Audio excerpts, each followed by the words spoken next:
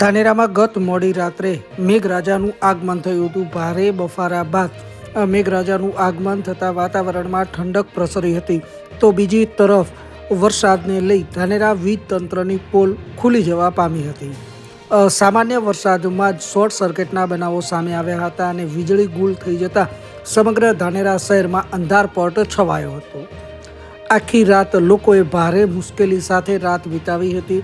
એક તરફ વરસાદ, એક તરફ ગરમી, તો બીજી તરફ લોકોએ ભારે મુશ્કેલી સાથે વીજળી વગર રાત વિતાવી હતી.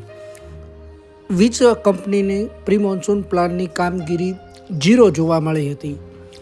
જ્યાં જુઓ ત્યાં વીજ ડીપી ઘાસમાં દટાયેલી જોવા મળી હતી. ચોમાસા પૂર્વે જે પ્રી મોન્સૂન પ્લાનની કામગીરી કરવી જોઈએ તે કામગીરી ક્યાંક ને ક્યાંક અધૂરી રહી હોય અથવા તો કામગીરી થઈ જ નથી તેવા દ્રશ્યો સામે આવી રહ્યા છે.